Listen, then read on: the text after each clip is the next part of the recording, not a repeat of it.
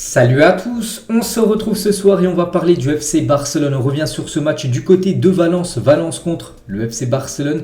Et on peut voir le score final, il fallait rester jusqu'à la fin du match, jusqu'à l'ultime seconde, parce qu'à l'ultime seconde, Lewandowski a délivré le FC Barcelone 1-0 pour le Barça. On va retenir seulement, je pense, la victoire ce soir, parce que le contenu ce soir du FC Barcelone n'a pas été bon, on va pas se mentir. Pour moi, il n'y a pas eu de réaction par rapport au match contre le Bayern. On attendait un grand FC Barcelone, du beau jeu ce soir, il n'y a pas eu de bon jeu. Voilà, il y a la victoire qui est là, 3 points je pense qui vont coûter qui vont être très importants à la fin de la saison. Ces 3 points pris là à la 94e minute, donc on peut remercier bien sûr Lewandowski, l'attaquant vedette. Donc lui, parmi toutes les recrues qui sont arrivées, il y a peut-être 1 ou 2 recrues qui sont satisfaisantes, dont Lewandowski. Tous les autres les gars sont décevants, mais c'est vrai que Lewandowski ce soir fait gagner cette équipe du Barça. Il a toujours cru qu'il allait marquer ce but, ça a été compliqué, et à l'ultime seconde les gars, il a réussi du bout du pied à marquer ce but.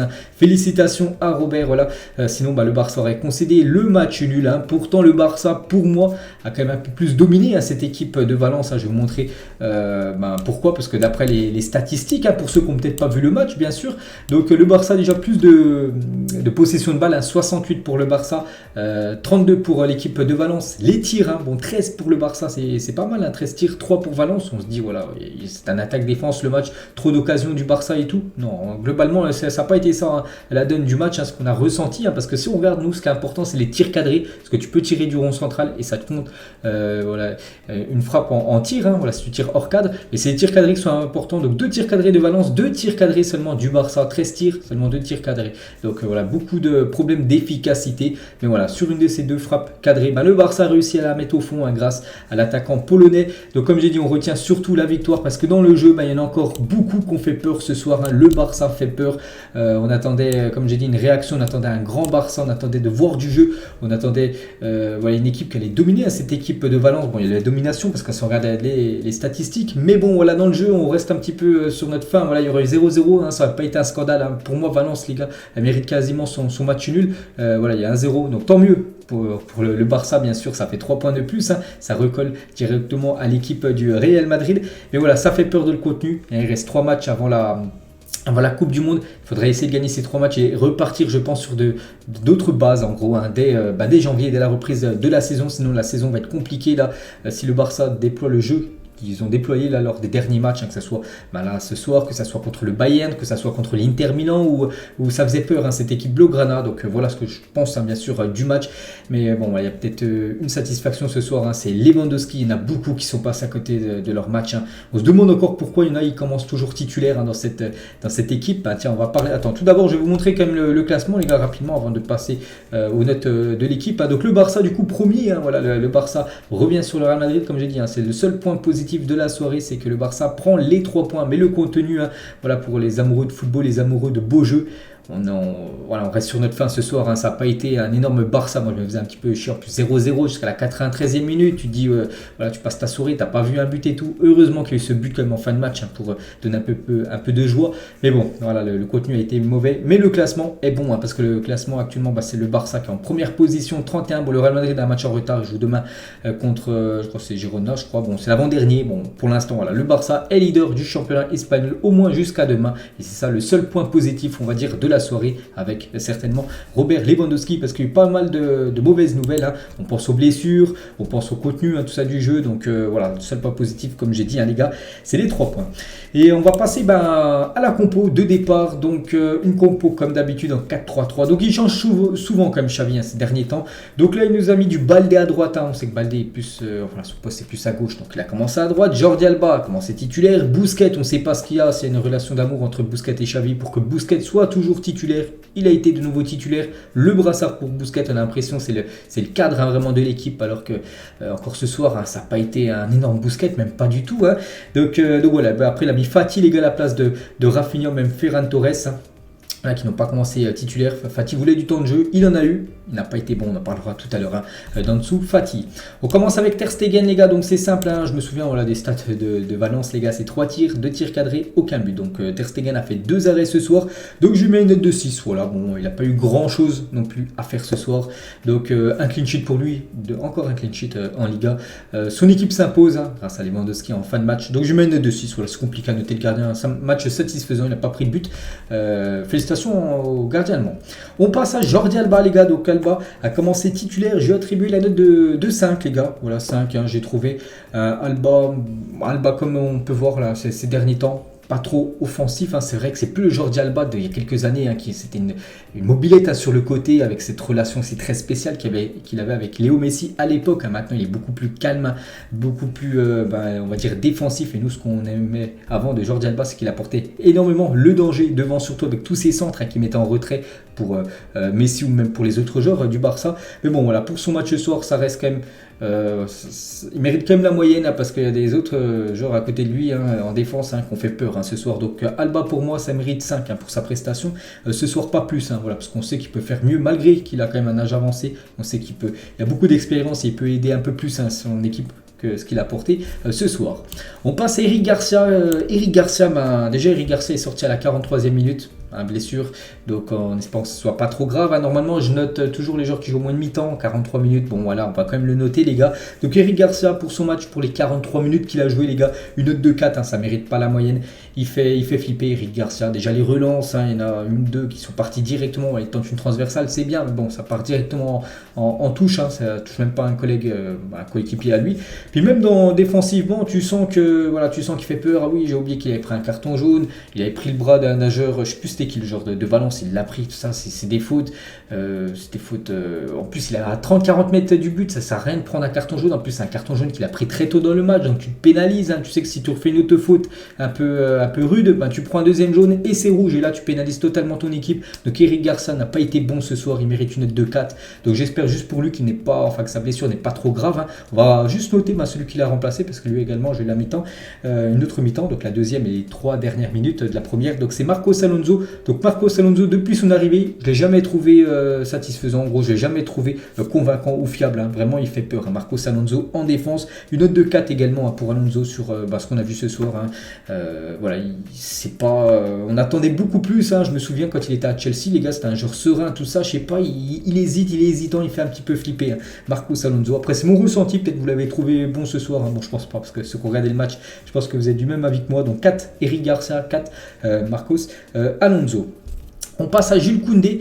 Donc ça c'est l'autre mauvaise nouvelle, j'ai dit il y a pas mal de mauvaises nouvelles ce soir malgré la victoire, j'ai dit, parce qu'Eric Garcia blessé, défenseur, on sait qu'il y a eu pas mal de blessures en défense là lors des dernières semaines, et Jules Koundé également blessé, ça c'est pas une bonne nouvelle aussi pour l'équipe de France les gars. Bon, pour le Barça il reste 3 matchs, et pour la France, parce que Jules Koundé c'est quand même je pense que ça aura été un titulaire de l'équipe de France. Bon, on sait pas ce qu'il a, mais bon voilà, il essaie de se relever, il s'est remis au sol, donc ça sent pas bon, ça sent un problème musculaire à moins de 22 jours de la Coupe du Monde, donc c'est pas bon pour Jules Koundé. Mais pour son match ce soir les gars, sur ce qu'on a pu voir, je crois qu'il est sorti à peu près c'était à la 60e, 65e, je l'ai trouvé plutôt bon les gars. Pour moi ça a été un bon Jules Koundé, heureusement qu'il était là en première mi-temps, donc une note de 6, pour moi ça a été le meilleur défenseur ce soir du FC Barcelone, Jules Koundé.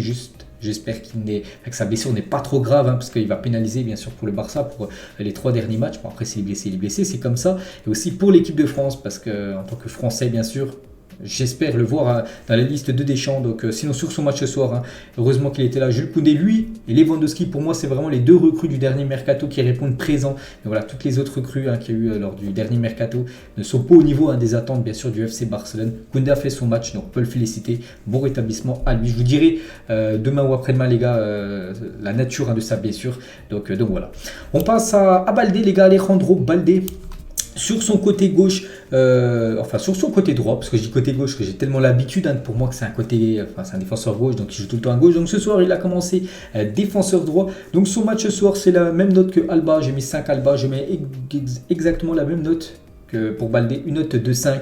Il a fait quelques percées, mais bon, par exemple contre le Bayern, où il a été très bon, hein. J'ai mis une note de 7 les gars. Pour moi ce soir il a été un petit peu en dessous par rapport à cette prestation bien sûr contre le Bayern Munich. Mais bon voilà, ça n'a pas été non plus catastrophique, hein. Je préfère un Baldé qu'un Eric Garcia ou même un Marcos Alonso ce soir. J'espère le voir un peu plus voilà, offensivement. Après il faut avouer voilà, que c'est pas son côté les gars, hein. Il est plus défenseur gauche et là il a joué à droite. Donc c'est pas son poste, hein, on va se dire. Mais il doit porter un petit peu plus, hein. Souvent quand il y avait des mêlées, il cherchait des mêlées, tu vois, qui regardaient un petit peu pour voir s'il allait passer, de prendre le relais, voilà, essayer de l'envoyer en profondeur, et il était jamais là en gros. Alejandro Baldé, bon, donc voilà, une note de 5 les gars pour son match ce soir, hein. Il a 19 ans, hein, donc il joue maintenant gaucher, enfin il joue à gauche, il joue à droite, il joue un peu partout bien sûr, on va le surnommer le couteau suisse un petit peu, c'est-à-dire qu'il peut jouer un peu pas mal de positions, hein, du côté du Barça. Donc voilà, 5 Baldé, 5 Alba, 4 Garcia, 4 Alonso et 6 Koundé, hein. Pour moi, Koundé a été le meilleur défenseur ce soir. On passe au milieu de terrain les gars, on va commencer avec le joueur Pedri les gars. Pedri, j'ai trouvé qu'il a été correct ce soir, hein, et pour moi il a fait une note, enfin il a fait son match, voilà, donc une note de 6, hein. Je vais pas non plus augmenter, voilà, parce que le Barça les gars a produit comme bon, on sait qu'il y a eu le monopole du ballon, tout ça, mais bon, dans le contenu, hein, ça n'a pas été ouf, hein. Donc voilà, 6 Pedri, c'est une très belle note, hein, pour son match ce soir. Il a touché beaucoup de ballons, il a cassé des lignes, voilà, c'est ce qu'on lui demande bien sûr au joueur Pedri, donc voilà, belle partie, hein, du joueur espagnol. On passe à Busquets les gars, donc Busquets, hein, je l'ai dit tout à l'heure, hein, Busquets, qu'est-ce qu'il fait encore titulaire, je sais pas. Pour ta Franck Kessié, qu'est-ce qu'il y a avec Franck Kessié, pourquoi il veut pas le faire jouer Xavi? Mais Franck Kessié titulaire, non, il reste sur Busquets les gars, vraiment. Busquets, je pense qu'il sera titulaire jusqu'à la fin de la saison les gars, voilà, c'est sûr. Et en fin de la saison, il quittera le club, il ira peut-être à l'Inter Miami. Mais bon voilà, Busquets ce soir, ben, c'est encore très décevant. Est-ce que ceux qui ont regardé le match ce soir, est-ce que vous retenez des choses de Busquets ce soir, à part, allez, il a peut-être fait des bonnes passes sans risque, hein, où le joueur il est à 3 mètres de lui. Voilà, vraiment, sinon, qu'est-ce qu'on retient du match de Busquets? Bah, pas grand-chose, hein. Donc pour moi, bah, c'est insuffisant, hein. Pour moi, ça mérite une note de 4, tout simplement. Voilà, je ne vais pas descendre à 3 non plus, c'est pas un mauvais match, hein, ce soir, c'est un match insuffisant, hein. Voilà, ce qu'on demande bien sûr maintenant des milieux de terrain, c'est des box-to-box, hein, casser des lignes, tout ça, et voilà, on ne le voit plus, enfin on le voit pas avec Busquets, hein, c'est trop limité.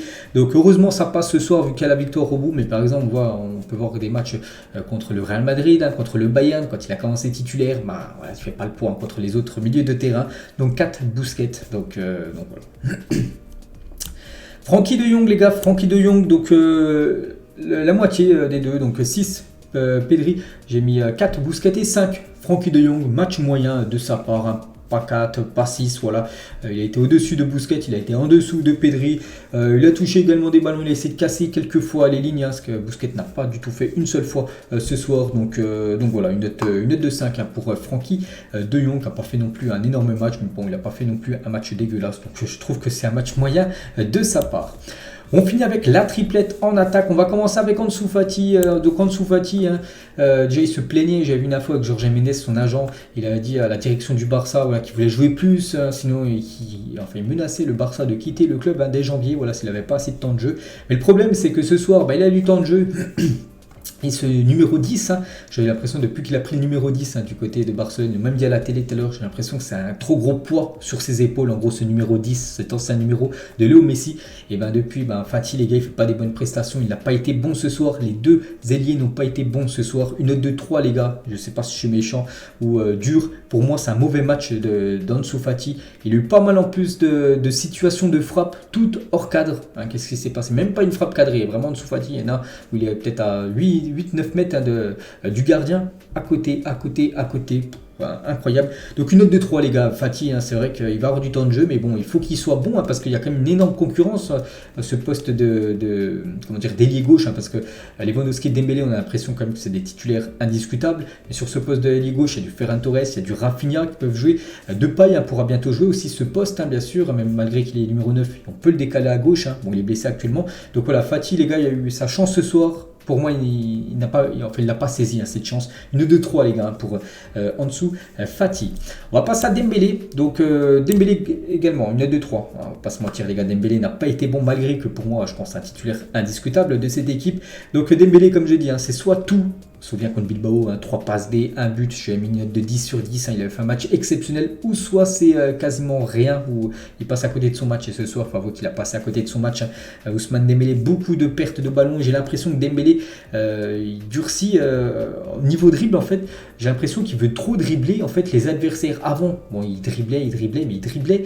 Ils essaient pas de redribbler après l'adversaire 2-3 fois. Maintenant, c'est ce qu'il fait Dembélé. Il dribble une fois et il veut le redribbler une deuxième fois. Souvenez-vous le match contre le Bayern avec Alphonso Davies, il a essayé de le dribbler au moins 3-4 fois. Bon, des fois tu arrives une fois, deux fois ça passe, et la troisième fois tu perds le ballon. Il doit être plus percutant. Voilà, tu dribbles une fois, tu vas directement de l'avant, tu t'arrêtes pas pour attendre quasiment l'adversaire pour essayer de le redribbler une deuxième fois. Il n'y a plus de spontanéité, j'ai l'impression, avec Ousmane Dembélé. Donc une note de 3, les gars, il n'a pas été bon, Dembélé, on va pas se mentir ce soir. C'est pour ça que ça a été l'un des premiers à être remplacé avec Ansu Fati. Les deux ont été remplacés par Ferran Torres et Rafinha. Donc voilà, 3 Dembélé, 3 Fati. Les ailiers n'ont pas été bons ce soir lors du match contre Valence.